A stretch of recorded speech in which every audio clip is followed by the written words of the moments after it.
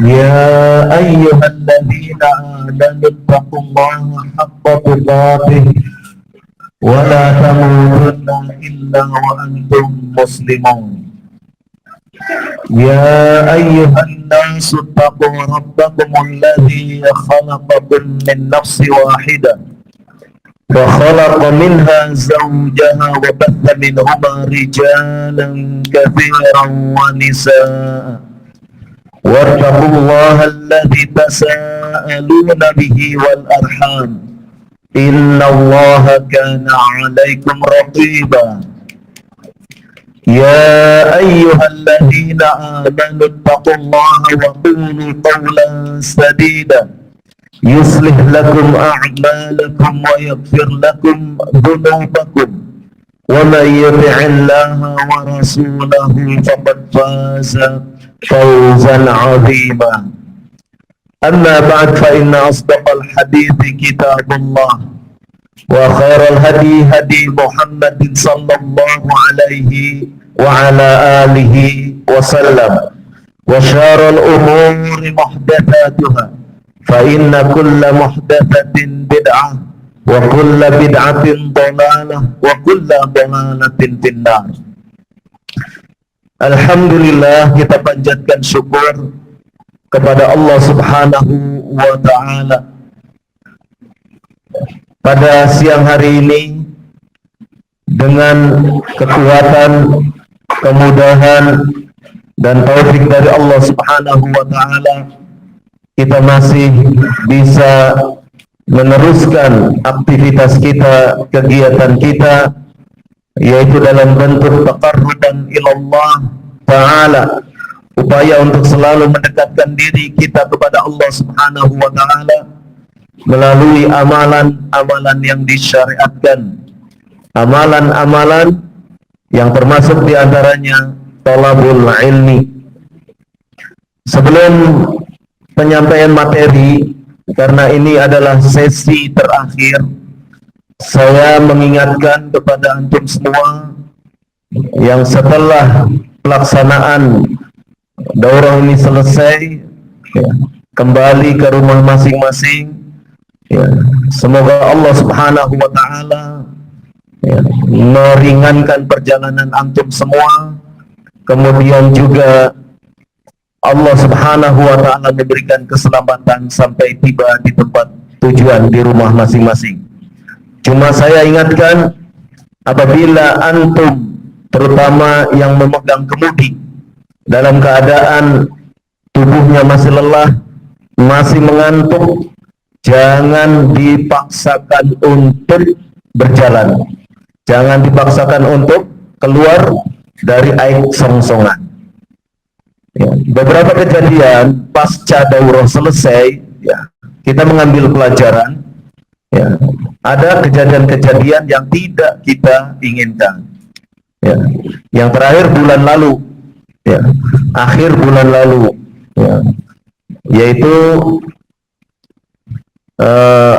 peserta daurah yang mungkin karena kelelahan, ya, sehingga, ya, Allah takdirkan mengalami musibah. Nah, itu menjadi pelajaran bagi kita, terutama kepada para pengemudi yang memegang kendali kendaraan, untuk tidak memaksakan diri. Apabila mengantuk, istirahat, jangan dipaksakan. Ya, ingat, yang kita bawa bukan orang sembarangan. Ya, jadi kalau kita mengemudi, yang kita bawa bukan orang sembarangan. Artinya apa? Di situ ada istri kita, di situ ada anak kita. Kalau yang kita bawa adalah keluarga. Kalau yang kita bawa adalah ikhwah, di situ ada fulan. Mereka adalah orang-orang yang menggerakkan dakwah di daerah masing-masing. Jadi bukan orang sembarangan. Jadi kalau mengantuk, lelah, istirahat saja dulu. Ya, minta waktu untuk tidur, untuk kemudian setelah segar bugar kembali, baru perjalanan, ya, dimulai atau dilanjutkan. Ya, jangan, sekali lagi, jangan memaksakan diri. Oh, harus sampai di Perawang jam segini. Tidak. Ukurannya bukan waktu, ukurannya adalah diri kita. Lelah atau tidak, mengantuk atau tidak. Ya, karena kita tidak mengemudi di dalam mobil tidak sendirian, tetapi beserta yang lainnya. Yang lainnya ini, ya, Fulan, Alan, dan seterusnya, yang lainnya bersama kita. Mereka punya keluarga, ya kan? Anak, istri, dan lain sebagainya. Jadi, saya katakan ini bukan orang-orang sembarangan, ya. Jadi, betul-betul harus fisik, ya, dan juga kondisi dalam keadaan bugar, tidak dalam keadaan yang harus dipaksakan. Perlu istirahat, istirahat. Ya, dan yang lainnya juga tentu harus memaklumi kalau misalnya pengemudi minta istirahat, ya biarkan istirahat, begitu. Ya, atau kalau ada penggantinya silakan diganti yang dalam keadaan fit, dalam keadaan tubuhnya ya, stabil untuk bisa ya mengendarai kendaraan roda 4 ataupun roda 2. Itu saja mungkin pesan saya. Dan bagaimana kalau kita tutup sampai di sini? Pesan ini penting ini, tadi udah satu materi tersendiri. Ya, gitu. Jadi begitu ya ikhwah, kita hanya mengambil pelajaran dari beberapa peristiwa daurah yang pasca penutupan, ya, qadarullah panitia juga lupa untuk mengumumkannya, maka selagi saya masih ingat, saya sampaikan untuk bahan kita, agar kita lebih waspada, lebih hati-hati, dan tidak memaksakan diri, ya, tidak memaksakan diri untuk melanjutkan perjalanan atau memulai perjalanan ketika tubuh kita, badan kita belum siap, ya, belum siap. Ya. Jadi kalau mau bepergian, kalau ngantuk tidur saja dulu, minta waktu, ya, untuk istirahat, ya, begitu. Mudah-mudahan bisa diperhatikan dan bisa dipahami, ya. Lalu kita lanjutkan pembahasan kita pada kesempatan yang lalu adalah terkait dengan hadis Abi Hurairah radhiyallahu anhu yang diriwayatkan oleh Muslim, bahwasannya seseorang harus benar-benar memelihara ukhuwah, merajut ikatan persaudaraan, persatuan dengan sesama muslim, dengan sesama orang-orang yang beriman. Larangan Nabi Shallallahu Alaihi Wasallam untuk tidak saling hasad, untuk tidak saling, ya, bernajasyu, ataupun untuk tidak saling membenci, tidak saling membelakangi, dan seterusnya. Itu adalah merupakan larangan-larangan yang harus benar-benar kita patuhi. Jangan sampai kemudian ukhuwah persaudaraan itu menjadi terkoyak, menjadi rusak, porak-poranda, dan kemudian akan merembet kepada aktivitas-aktivitas yang lain. Ya, merajut ukhuwah ini adalah pijakan di dalam amalan-amalan kebersamaan. Ya, kita berkecimpung di dalam dunia pendidikan, itu adalah satu bentuk amalan jama'i. Dibutuhkan kebersamaan, dibutuhkan ta'awun, dibutuhkan satu dengan lainnya saling memahami, ya, satu lainnya saling menguatkan, mengokohkan. Nah, kalau misalnya penyakit-penyakit hati itu dipelihara, yaitu seperti disebutkan oleh Rasulullah SAW, ya, seperti saling hasad, saling membenci, ya, saling membelakangi, dan yang lainnya, maka ini akan merusak amalan-amalan lainnya. Ya, amalan-amalan lainnya yang semestinya bisa terlaksana, bisa memajukan ma'had yang kita adakan misalnya, atau yang kita dirikan, bisa memajukan dakwah, tetapi karena sebab ukhuwahnya terkoyak, itu menjadi hambatan di dalam program dakwah berikutnya. Maka penting bagi kita untuk senantiasa berupaya ya, berupaya untuk menjaga diri kita, untuk tidak kemudian mudah memberikan satu bentuk ungkapan-ungkapan yang akan menimbulkan sak prasangka, ya, satu bentuk suudzon misalnya. Maka penting sekali bagi kita untuk berhati-hati di dalam masalah ini. Rasulullah Shallallahu Alaihi Wasallam menyerukan kepada kita, wa kunu ibadallah ikhwana, jadilah kalian hamba-hamba Allah yang saling bersaudara. Dan ini adalah satu bentuk, ya, satu bentuk perintah dari Nabi Shallallahu Alaihi Wasallam yang merupakan perwujudan dari ayat yang berbunyi innamal mu'minuna ikhwatun. Sesungguhnya orang-orang yang beriman itu adalah bersaudara. Nah, bangunlah persaudaraan itu. Untuk apa? Untuk proses-proses amalan-amalan kita lainnya. Ya, jangan sampai persaudaraan itu terkoyak, kemudian amalan-amalan lainnya menjadi terlantar. Ya. Nah, itu yang perlu kita perhatikan. Dari mana sebabnya terkoyak? Bisa saja dari hal yang sepele. Dari hal yang sepele. Apa itu? Ya. Satu hari anak kita mendapatkan jatah menelpon, ya, biasa di pondok suka ada jam jatah bagi santri menelpon orang tuanya. Ketika menelpon itulah anaknya bercerita, saya begini, saya diperlakukan oleh musridnya begini, saya diperlakukan oleh ustadznya begini, dan seterusnya. Ya. Nah, sebagai orang tua, ya, ketika mendengar cerita sang anak seperti itu, diterima, tangkap apa yang dikeluhkan itu, ditangkap. Tetapi jangan kemudian mengambil tindakan. Jangan kemudian mengambil tindakan untuk menanggapi, merespon apa yang disampaikan oleh anak ini. Tetapi kita sebagai orang tua mencoba apa yang dikeluhkan oleh anaknya diterima, kemudian mencoba menghubungi pihak pondok. Pihak pondok dihubungi, siapa yang lebih pantas? Mungkin mudirnya, telepon mudirnya.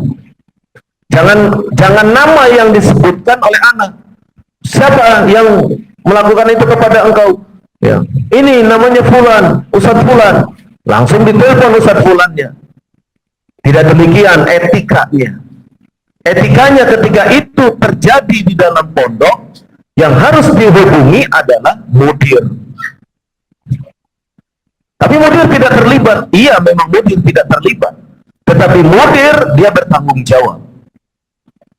Kalau kita langsung menghubungi kepada ustadz fulannya, ini yang akan terjadi adalah komunikasi dua arah yang akan memperburuk keadaan. Ya. Kita sebagai orang luar, yang akan kita hubungi adalah pimpinan. Nanti pimpinan menerima, oh ya, saya terima. Ya, saya terima keluh kesah putra Anda. Saya terima pengaduan ini. Ya, saya akan klarifikasi, saya akan mencoba mengumpulkan. Ini kan baru satu pihak. Jadi mudir pun jangan terprovokasi. Mudir jangan terprovokasi dari pemberitaan atau dari kabar yang disampaikan oleh wali santri. Mudir tetap dia berdiri di tengah. Baik, ini saya terima. Saya terima, ya, berita ini. Ya, nanti coba saya tindak lanjuti. Saya akan panggil yang bersangkutan, saya akan tabayun, saya akan klarifikasi, saya akan mendengarkan duduk ceritanya seperti apa. Begitu sikap mudir. Jadi tidak langsung dia, oh begitu, oh berarti Ustaz Fulan yang melakukan, oh sudah, nanti akan saya panggil, habis dia. Itu tidak begitu sebagai seorang pimpinan. Sebagai seorang pimpinan, dia tetap, ya, kepada yang di bawah, para asatidnya, ustadz-ustadznya tetap husnudzon. Ya, bisa jadi yang bercerita santri mungkin ceritanya kurang lengkap. Bisa jadi ceritanya adalah cerita supaya dia sebenarnya ingin keluar dari pondok. Kan sering kita temui santri yang sebenarnya tidak suka di pondok, terus akhirnya berpura-pura cari masalah supaya dikeluarkan. Memang itu tujuannya. Nah, jadi sikap mudir adalah tetap objektif. Ya, saya terima keluhan atau keluh kesah atau pengaduan ini, saya terima, nanti saya coba panggil yang bersangkutan. Jadi selesaikan dulu di internal. Karena mendapatkan berita dari luar, pengaduan dari luar, maka segera koordinasi di dalam lingkungan pondok. Ya, berkoordinasi secara internal. Nah, di situ dipanggil yang bersangkutan. Ini ada berita, ada pengaduan seperti ini. Betulkah? Kalau betul diakui betul, kalau tidak mungkin ada penjelasan. Oh, kejadiannya bukan begitu. Kejadiannya seperti ini. Nah, berarti sudah dua pihak yang diterima. Pengaduan itu sudah dari dua belah pihak. Nah, tinggal nanti dengan pihak-pihak tertentu, dengan santrinya, mungkin dengan orang tuanya dipanggil, terus nanti didudukkan bersama. Ya. Nah, seperti itulah kurang lebih ketika kita mencoba untuk menyelesaikan permasalahan. Sebab ini bisa menjadi pintu terkoyaknya ukhuwah. Ini bisa menjadi pintu untuk kemudian orang saling mencurigai. Ya. Menjadi pintu syaitan masuk untuk kemudian memecah belah. Ya. Ma'had pondok yang tadinya Masya Allah, ya, kerjasamanya baik, ta'awunnya baik, tapi gara-gara berita yang mungkin atau pengaduan yang tadinya dianggap sepele, tapi karena tidak bijak di dalam menyelesaikan masalahnya, kemudian menjadi bara, ya, setitik bara yang kemudian membakar kemana-mana. Na'udzubillah. Nah, ini penting sekali, ya, proses untuk senantiasa menjaga ukhuwah. Karena apa? Karena ukhuwah, ya, rajutan ukhuwah ini adalah menjadi pijakan kita untuk melakukan amalan-amalan besar. Ya. Saya katakan amalan besar, kenapa? Karena yang kita didik ini adalah anak manusia yang kelak mereka akan hidup di mana di zaman yang kita sendiri belum tentu hidup di sana. Ya. Amalan besar ini adalah amalan membentuk kepribadian anak, kepribadian santri, kepribadian yang kelak dia menjadi pengganti-pengganti kita di dalam dakwah, di dalam urusan bermasyarakat. Ya. Itu yang saya katakan ini, ya, tarbiyah, ya, mendirikan ma'had ini merupakan amalan besar dan tidak bisa untuk kemudian kita usung sendirian. Kita memerlukan, ya, ikhwah yang lain, kita memerlukan orang tua, kita memerlukan semua kalangan untuk bisa menjalankan roda pendidikan yang ada di ma'had itu. Karena kita ini proyek melebihi proyek asahan, ya, melebihi proyek si gura-gura. Dia makhluk mati, ya, tinggal semennya saja yang kuat, selesai. Ya. Tapi kalau ini lingkungan berpengaruh, ya, medsos berpengaruh, kita berikan pendidikan seperti ini tiba-tiba berubah. Ya, ini mendidik manusia, bukan membangun benda mati. Ini membangun struktur mental yang ada pada anak-anak kita. Anak-anak kita menjadi seorang leader, pemimpin, anak-anak kita menjadi seorang pemberani, anak-anak kita menjadi orang yang lemah, menjadi orang yang tertekan, menjadi orang yang depresi, menjadi orang yang stres. Ba'dallah, sebabnya adalah kita. Ya, sebabnya adalah kita.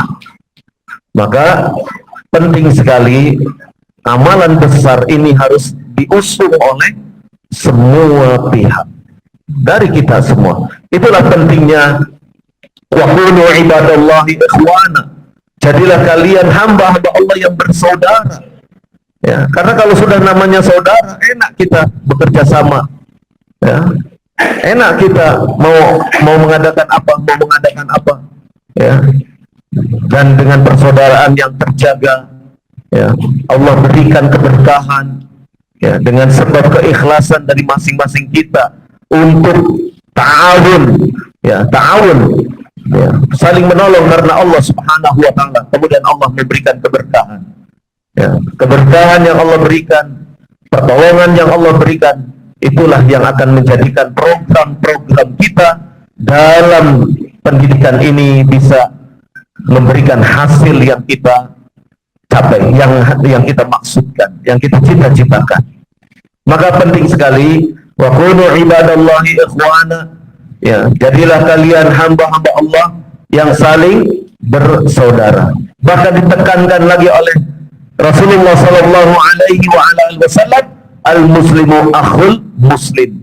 Ya, seorang muslim itu saudara bagi muslim yang lainnya.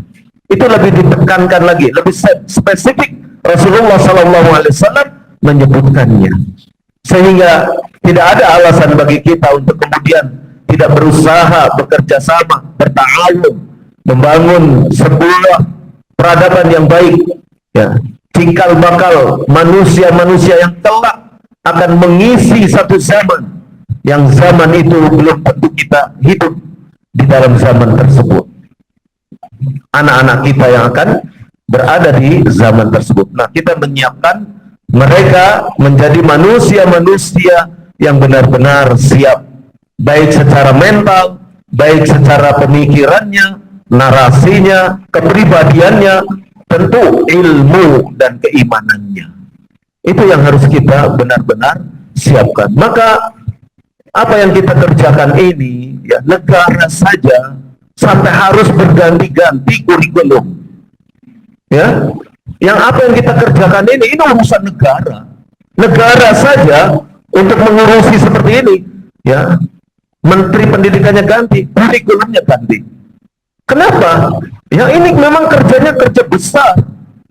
Ini membangun watak, membangun karakter, membangun kepribadian manusia.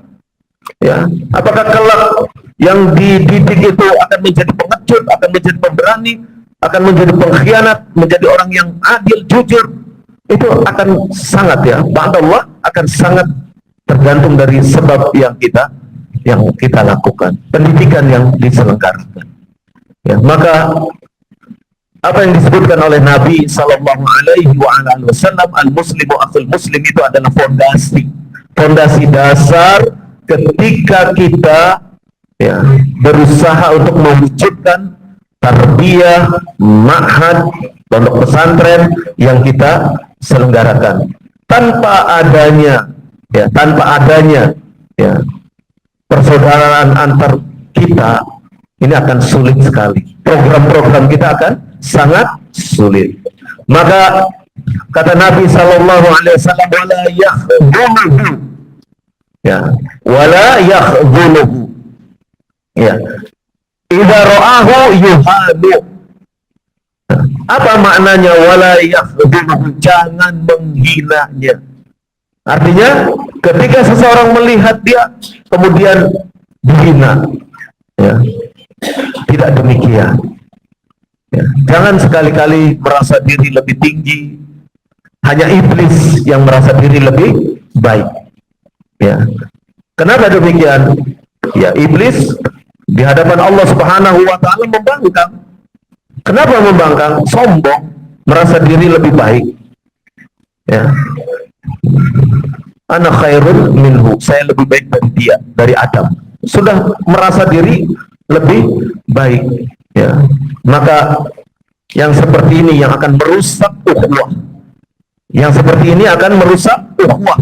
Kalau ukhuwah itu rusak, naudzubillah, terkoyak, proyek-proyek besar kita, dakwah, tarbiyah, pendidikan, ma'had akan juga terganggu.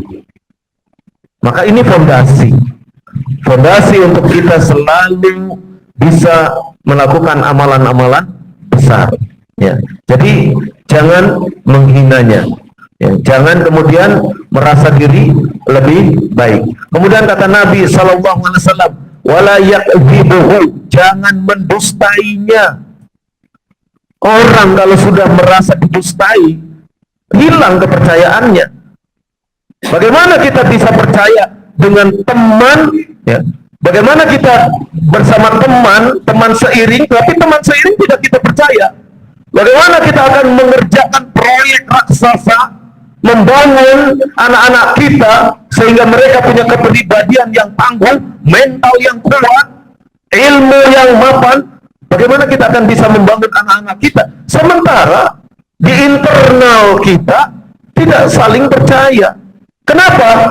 Ya, karena dosa sudah berkeliaran di situ. Nah, maka kata Nabi SAW, wala yakdzibu, jangan mendustainya. Lebih baik enak sudah jujur-jujuran saja, meskipun mungkin kadang pahit. Ya, kita kan biasa, ya kan? Ya, kita bisa kan biasa lah merasakan pahit, itu kan biasa ya. Ya, terutama yang suka ngopi. Ya, itu biasa merasakan pahit. Udah jujur-jujuran saja. Ya, kalau memang kita misalnya ada kesalahan, ya memang saya salah, saya minta maaf, ya terus terang, ya biar nanti terang terus, ya seperti iklan Philip, ya terus terang biar nanti terang terus. Jadi kita transparan, tidak ada yang kita tutup-tutupi. Kalau kita memang salah, ya kita memang salah, ya. Jadi jujur. Kalau berbicara dengan orang jujur itu enak, ya enak sekali bicara dengan orang jujur. Nah, jadi jangan sekali-kali untuk mendustai teman seiring. Ya, jangan sekali-kali untuk mendustai teman seiring, apalagi melipat dalam gunting. Nah, menggunting dalam lipatan. Ya. Salah juga diterima aja. Ya, apalagi menggunting dalam lipatan. Naudzubillah. Wala yahqiruh, dan jangan kemudian mengecilkan peran seseorang, meremehkan, ya, meremehkan peran seseorang. Ya mungkin peran dia hanya bisa cleaning service, membersihkan masjid, membersihkan kelas, mungkin hanya itu. Ya. Tapi tahu tidak, kendaraan yang sedemikian gagah, kendaraan yang sedemikian gagah, itu ternyata ketika yang sepele itu tidak berfungsi baik, ternyata kendaraan yang sedemikian gagah itu tidak bisa melaju kencang. Apa itu yang sepele itu? Pentil. Di ban itu kan ada pentil ya. Nah, yang kecil itu tidak ada, bisa melaju kendaraan. Nah, maka jangan meremehkan, ya, peran seseorang yang kelihatannya dia nggak berperan apa-apa. Dia paling untuk cuman kerjaannya dia cuma misalnya ke pasar, paling dia kerjaannya cuma mengepel lantai. Jangan remehkan peran-peran seperti itu. Ya. Ya. Jangan kita merendahkan. Wala yahtiruhu, jangan merendahkannya. Ya, karena bagaimanapun juga yang pekerjaannya memang tugasnya mengepel lantai itu adalah teman seiring kita. Ya, teman seiring kita. Ya. Jangan dikira ada dai yang hebat berceramah ke sana kemari, jangan dikira di belakangnya ada istri yang suka cuci pakaian. Ya. Coba kalau dia kerjakan sendiri, pakaiannya cuci sendiri, pakaiannya setrika sendiri, saya yakin tidak akan bisa jalan. Ya. Dia berkutat di rumah mengurusi cuciannya. Ya. Jadi ada peran-peran tertentu yang memang itu harus kita hormati, harus kita hargai. Ya. Nah, itulah pentingnya ukhuwah, pentingnya persaudaraan. Ketika kita memiliki proyek-proyek besar, ya, proyek pendidikan ini besar. Ya, jangan dikira misalnya, pondoknya cuma berapa lokal, kelasnya cuma 2 lokal, cuma ada ya mungkin 5-6 bangunan. Jangan dikira. Ya, jangan dikira hanya 5 lokal itu dianggap pondoknya kecil itu. Jangan dikira. Ya. Antum tahu pondoknya Hos Cokro Aminoto? Ya, ini sedikit sejarah ya. Ini sejarah. Haji Umar Said Cokro Aminoto. Ya, pondoknya cuma mungkin 1 lokal. Di situ santrinya siapa? Santrinya Soekarno, Kartosuwiryo, terus satunya lagi Alimin. Santrinya tiga. Ya, tiga orang ini yang mengubah Indonesia. Ya, Soekarno kemudian jadi presiden, Kartosuwiryo kemudian jadi pemberontak, Alimin kemudian jadi PKI. Ya. Jadi semua. Ya.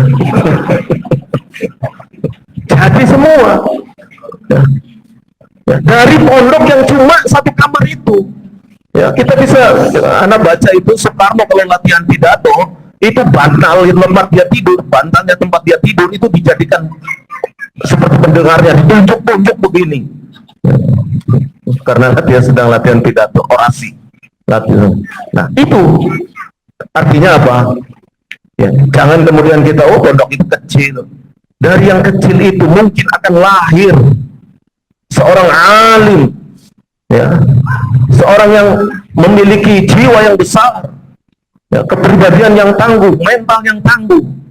Maka kita yang punya pondok-pondok kecil jangan berkecil hati, ya, jangan berkecil hati, terus berjuang dengan penuh keikhlasan, terus berjuang dengan penuh semangat. Nah itulah. Ya, maka Rasulullah SAW mengingatkan kepada kita, wala yahqiruhu, jangan engkau meremehkannya.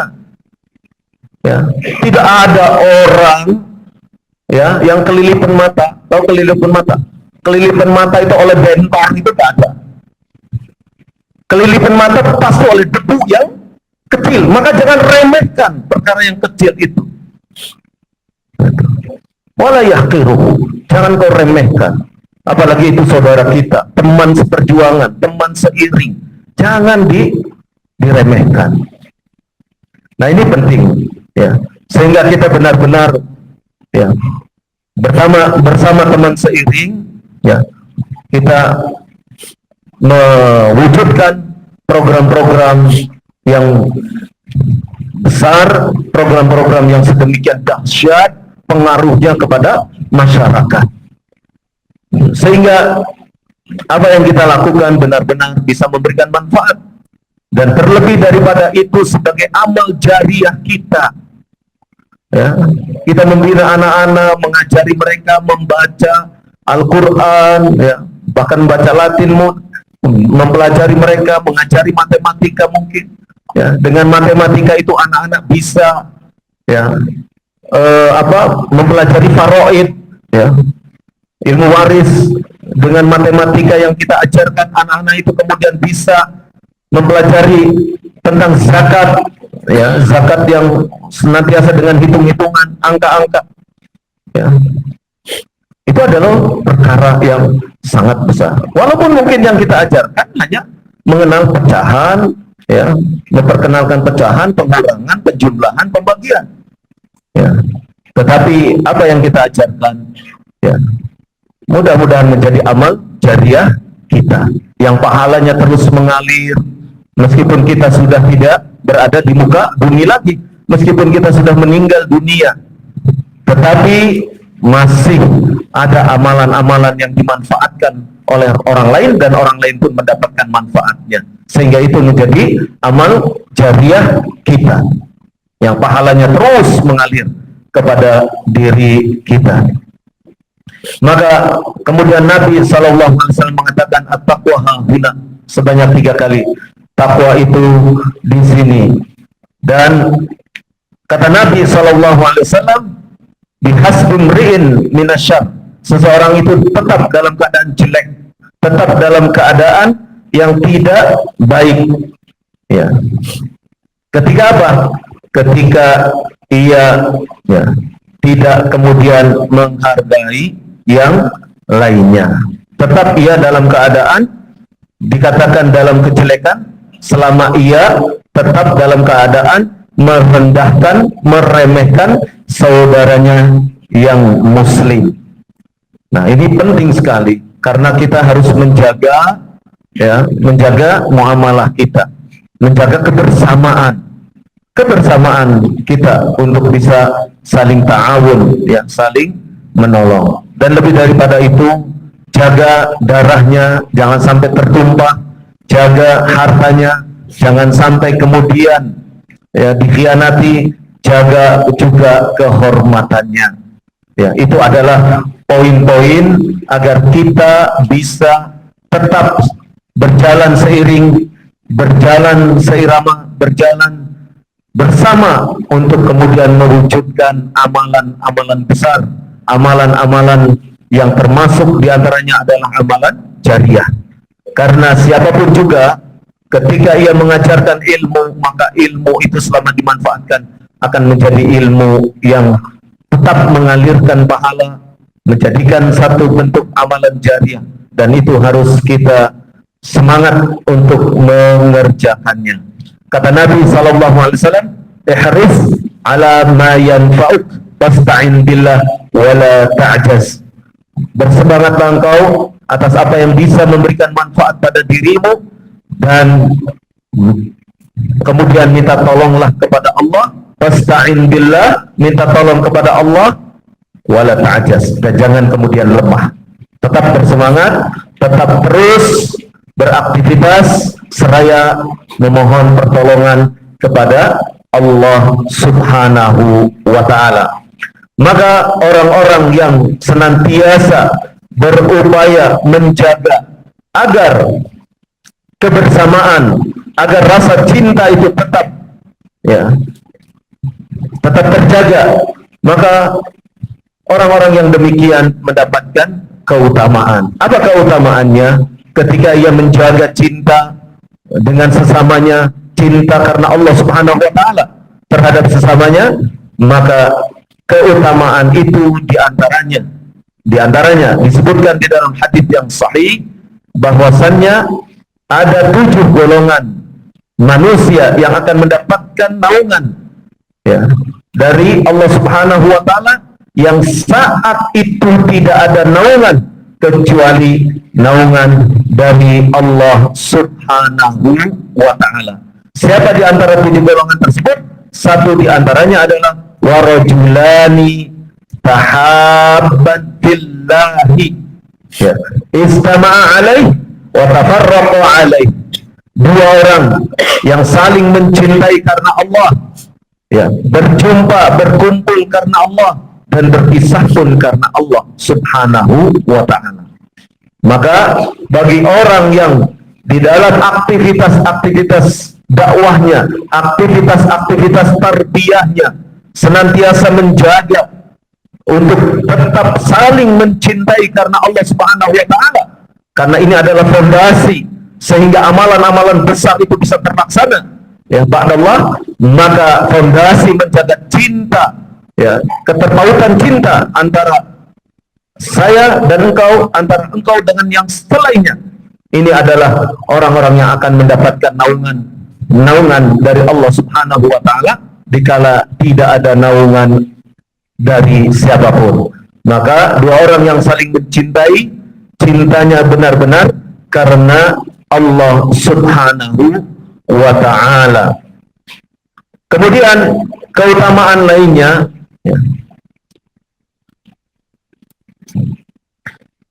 keutamaan lainnya adalah wallazi nafsi biyadihi la tadkhulul jannata hatta tu'minu wa la tu'minu hatta tahabbu. Awala adullukum ala syai'in idza fa'altumuhu tahabbtum afsus salam bainakum. Hadis ini diriwayatkan oleh Muslim. Hadis dari sahabat Abu Hurairah radhiyallahu anhu. Kata Rasulullah SAW, demi diriku di tangan Allah Subhanahu wa ta'ala, tidak akan masuk ke dalam surga, tidak akan masuk jannah sampai kalian beriman, dan tidaklah kalian beriman sampai kalian tahabbu, saling mencintai karena Allah Subhanahu wa ta'ala. Maukah aku tunjukkan kepada kalian sesuatu yang apabila idza fa'altumuhu tahabbtum, apabila kalian melakukannya, mengerjakannya, akan tumbuh rasa cinta di antara kalian.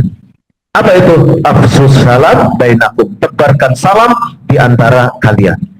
Ini di antara keutamaan orang yang betul-betul menjaga cinta karena Allah Subhanahu wa taala sehingga kemudian terwujud ukhuwah. Keutamaan lainnya seperti disebutkan di dalam sebuah hadis ya, yang diriwayatkan oleh Muslim. Hadis ini hadis qudsi. Qala Rasulullah sallallahu alaihi wasallam, "Inna Allah ta'ala idza ahabba 'abdan da'a Jibril." Ya, jika Allah mencintai seorang hamba, maka Allah akan memanggil Jibril. Faqala, Allah Subhanahu wa taala berkata kepada Jibril, "Inni uhibbu fulanan." Ya. Fahbibhu fayuhibbuhu Jibril thumma yunadi fis sama'i fayaqul inna Allah yuhibbu fulana fahibbuhu wa yuhibbuhu ahlus sama. Ya. Bila Allah Subhanahu wa taala mencintai seorang hamba, maka Allah memanggil Jibril. Kemudian Allah mengatakan kepada Jibril, sesungguhnya aku mencintai fulan, maka cintai dia. Ya. Maka Jibril pun mencintai orang tersebut, mencintai fulan tersebut, kemudian menyeru ke penduduk langit. Menyeru ke penduduk langit. Seraya mengatakan, sesungguhnya Allah mencintai fulan, maka cintailah oleh kalian fulan. Ya. Maka ahlus sama, penduduk langit pun mencintai fulan. Itu menunjukkan keutamaan orang yang mencintai karena Allah Subhanahu wa taala kepada sesama muslim, kepada sesama orang-orang yang beriman. Ya. Jadi cintanya itu benar-benar dijaga, cinta karena Allah Subhanahu wa taala itu benar-benar dijaga. Dari situlah kemudian penduduk langit akan mencintai dirinya. Ini diantara keutamaan orang-orang yang saling mencintai karena Allah Subhanahu wa taala. Mencintai karena Allah Subhanahu wa taala menjadi fondasi, ya, menjadi dasar pijak ketika seseorang menunaikan amalan-amalan besar lainnya. Ya, seperti apa amalan besar? Seperti tarbiyah, pendidikan, seperti dakwah, ya, seperti amalan-amalan lainnya, ya, misalnya, ya, menyampaikan perkara-perkara yang penting, ya, menjaga keamanan dan seterusnya. Itu adalah amalan-amalan yang akan memberikan manfaat kepada manusia yang sekian banyaknya. Mudah-mudahan apa yang tersampaikan pada kesempatan siang hari ini bisa dipahami dengan sebaik-baiknya. Jaga, ya, kebersamaan kita, jaga cinta kita karena Allah Subhanahu wa taala terhadap saudara kita, ya. Dan tadi disebutkan bagaimana kita melakukan amalan agar kita dicintai, ya, diantaranya tebarkan salam, atau dalam hadis yang lain diantaranya saling memberi, atau dalam hadis yang lain diantaranya saling berziarah, yang itu akan menumbuhkan cinta karena Allah Subhanahu wa ta'ala. Maka dengan berakhirnya sesi ini berakhir pula, ya, program kita, yaitu diklat mudarisin mudarisat, ya, dari mulai hari Selasa, Rabu, Kamis, ya, kemudian dilanjutkan dengan acara daurah ini Sabtu, Ahad, dan saya atas nama asatidzah yang mengisi, ya, juga mungkin asatidzah yang lain, ya, menyampaikan permohonan maaf apabila dalam penyampaian ada yang kurang berkenan, ya. Apabila ada jarum yang patah, janganlah disimpan di dalam peti. Apabila ada kata yang salah, jangan disimpan di dalam hati. Mudah-mudahan antum semua bisa memaafkannya. Mudah-mudahan antum semua bisa memaklumi keterbatasan kami, ya, terutama yang menyampaikan, ana Ustaz Abu Nabil, Ustaz Fauzan, dan seluruh panitia, kalau boleh saya mewakili, ya, memohon maaf atas segala keterbatasan, kekurangan yang ada. Sekian, kita tutup, tidak ada palunya, maka kita tutup dengan doa kafaratul majlis acara kita ini. Subhanakallahumma wa bihamdik, asyhadu an la ilaha illa anta, astaghfiruka wa atubu ilaik. Wassallallahu ala nabiyyina Muhammad wa ala alihi wa sahbihi ajmain.